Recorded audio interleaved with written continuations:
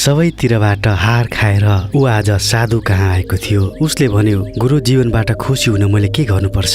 चारैतिर सबैजना खुसी छन्, म मात्र दुखी छु। गुरुले मायाले धाप लगाए र छेउमा बोलाए, आऊ आज तिमीलाई एउटा कागको कथा सुनाउँछु। त्यो काग तिमी जस्तै थियो, जीवनबाट हार खाएर मर्नै लागेको थियो। उसले के गरेको थियो? आऊ कथा सुन। गुरुले कथा थाल्छन्। कुनै समय कुरा हो, एउटा काग आफ्नो जीवनदेखि धेरै दुखी थियो। एक दिन रुखको हाँगामा बसेर रोएर बसिरहेको थियो। रुखमुनि ध्यानमा गुरु थिए। कागको आँसु एक थोपा भिक्षुको गालामा पर्यो। भिक्षुले टाउको उठाए, यसो माथि हेरे, काग रोइरहेको थियो। भिक्षुले सोधे, के भयो तिमीलाई, किन रोएको? कागले जवाफ दियो, म मेरो जीवनसँग धेरै दुखी छु। मलाई कसैले माया गर्दैनन्। मानिसहरूले मलाई अपमानका शब्दहरू गर्छन्। मलाई कसैले केही खान दिँदैन। भोकाएर खान जाँदा झट्टारो हान्छन्। सबैले मलाई घृणा गर्छन्। यस्तो जीवनभन्दा बरु मृत्यु राम्रो। दोहोरो दोहोरो रुन्छ। कागको कुरा सुनेर गुरुको मन करुणाले भरिन्छ। उनले कागलाई माया गर्दै भन्छन्, प्यारो काग, हामी जस्तो सुकै अवस्थामा पनि खुसी हुन सिक्नुपर्छ। तर कागले भिक्षुको कुरा बुझेन र रोइरह्यो। निकै बेर रोइरहेको देखेर भिक्षुले भने, विचलित नभन, चिन्ता नगर, भन तिमी को बन्न चाहन्छौ? मलाई भन, को जस्तो भयो भने तिमी खुसी हुनेछौ। मसँग एउटा मन्त्र छ। मेरो मन्त्रले तिमीले इच्छा गरेको रूप दिन सक्छु। जाऊ, को जस्तो बन्ने खोजी गर र आएर मलाई बताऊ, हुन्छ? काग खुसी भयो र भन्यो, हे महान मुनि, यदि तपाईँ म माथि उपकार गर्न चाहनुहुन्छ भने मलाई हंस बनाउनुहोस्। म सारांश हाँस बन्न चाहन्छु। सोध्नै पर्दैन, मलाई पूर्ण विश्वास छ ऊ नै सबैभन्दा शान्त, सबैभन्दा सुखी छ। भिक्षुले भने, ठिकै छ त, म तिमीलाई राजहंस नै बनाउने छु। तर पहिले पक्का गर न त, राजहंस कहाँ गएर? उसले एकपल्ट त सोध, आफ्नो जीवनबाट खुसी नै त छौ? रूप परिवर्तन गर्न अगाडि सोध एकपल्ट, के नै बिग्रिन्छ र? कुरो त ठिकै हो, कागलाई लाग्छ।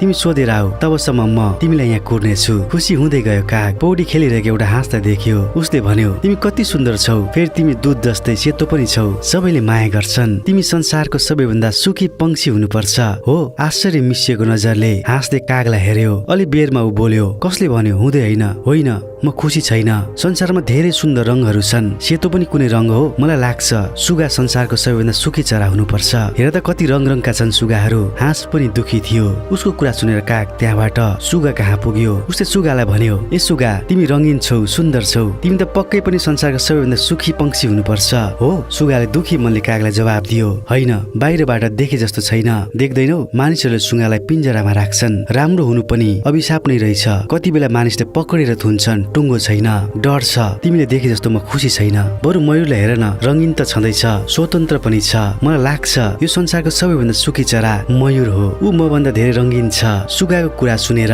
काग मयूर खोज्न भन्दै यताउता उड्न थाल्छ। लामो समयको खोजीपछि अन्ततः चिडियाखानाको खोरमा मयूर भेटिन्छ। मयूर आफ्नो रङ्गीन प्वाँखले सबैलाई मोहित पारिरहेको थियो र सयौं मानिसहरू उसलाई हेर्न भेला भएका थिए। काग मयूरको नजिकमा आयो र भन्यो, प्रिय मयूर, तिमी धेरै सुन्दर छौ, सबैको आँखाको तारा बनेका छौ, सबैले माया गर्छन्। हरेक दिन हजारौं मान्छेहरू भेट्न आउँछन्। मलाई हेर्नुहोस्, मानिसहरू जब मलाई देख्छन् तुरुन्तै खेदाउन थाल्छन्। मलाई लाग्छ कि तपाईँ नै ग्रहको सबैभन्दा खुसी पन्छी हुनुपर्छ।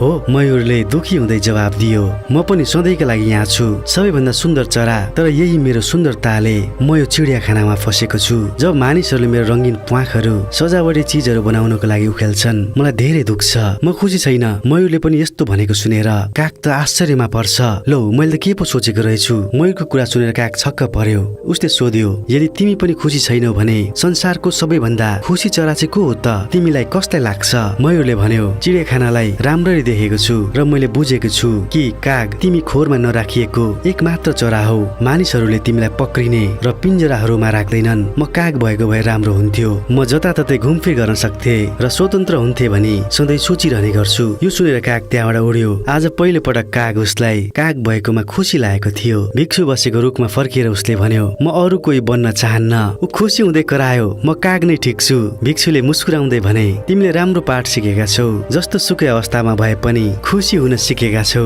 चेलातिर हेर्दै गुरुले भने, यो हाम्रो पनि समस्या हो, हामी पनि त त्यो काग जस्तै सोच्छौ नि है। हामी अरूसँग आफूलाई तुलना गर्छौं, त्यसपछि दुखी हुन्छौं र आफैलाई धिक्कारछौं। हामीसँग के छ भनेर रियलाइज गर्दैनौं। दुःखको दुष्ट चक्रमा फस्छौं। आफूसँग नभएको कुरा हेर्नुको सट्टा आफूसँग जे छ त्यसमा खुसी हुन सिक्नुपर्छ। कोहीसँग तपाईभन्दा धेरै छ, कोहीसँग तपाईभन्दा कम। यदि तपाईँ आफूलाई अरूसँग तुलना गरिरहनु भयो भने तपाईँ कहिले खुसी हुन सक्नुहुन्न। आफूसँग भएको कुरामा सन्तुष्टि संसारको सबैभन्दा ठूलो खुसी हो। कागले भिक्षुको भाषा बुझ्यो, खुसीको बाटो देखाएकोमा धन्यवाद दियो। त्यस दिनदेखि काग आफ्नो जीवनबाट खुसी र सन्तुष्ट थियो। उसले आफूलाई अरूसँग तुलना गरेन। उसले आफू काग नै भएर स्वतन्त्र, खुसी र शान्तिपूर्ण रूपमा जीवन बितायो। अन्त्यमा दुखी कागको कथाले हामीलाई खुसीको महत्त्वको पाठ सिकाउँछ। काग आफ्नो जीवनदेखि दुखी थियो र अरू कोही बन्न चाहन्थ्यो। अरू ऊ भन्दा खुसी छन् भन्ने सोच्थ्यो। तर विभिन्न चराहरूसँग कुरा गरेपछि उसले हरेक पंक्षीका आफ्ना समस्या र सङ्घर्ष हुन्छन् भन्ने बुझ्यो। आफूसँग जे छ खुसी हुनुपर्छ र आफूले अरूसँग तुलना गर्नु हुँदैन भन्ने पाठ सिक्यो। यो हामी सबैको लागि समस्या हो, आफूलाई अरूसँग तुलना गर्न र तिनीहरूसँग यो मभन्दा राम्रो छ भनेर सोच्न सजिलो छ। तर सत्य के हो भने सबैको आफ्नै समस्या र सङ्घर्षहरू छन् र हामीसँग जे छ त्यसको लागि कृतज्ञ हुनु महत्त्वपूर्ण हो। खुसी भित्रबाट आउँछ र यो हाम्रो जीवनमा सन्तुष्टि पाउन हामी आफैमा निर्भर गर्दछ। त्यसो भए कागको अनुभवबाट सिकौं र हामीसँग जे छ त्यसमा खुसी हुने प्रयास गरौं। आफूलाई अरूसँग तुलना नगरी आफ्नै जीवनमा ध्यान केन्द्रित गरौं। यसो गर्नाले हामी साँचो आनन्द पाउन सक्छौं र पूर्ण जीवन बिताउन सक्छौं। जीवनमा सन्तुष्टि आओस् भन्दै आजको लागि बिदा हुन्छु। यो च्यानलमा अरू राम्रा कथाहरू पनि छन्, आशा गर्छु गएर हेरिदिनुहुन्छ होला। यस्तै कागको कथा जस्तै कथाहरू लिएर आउनेछु। च्यानललाई सब्स्क्राइब गरेर हामीसँग जोडिनु होला र केही कमेन्ट पनि गरिदिनु होला। हस्त अहिलेको लागि बिदा माग्छु। नमस्ते।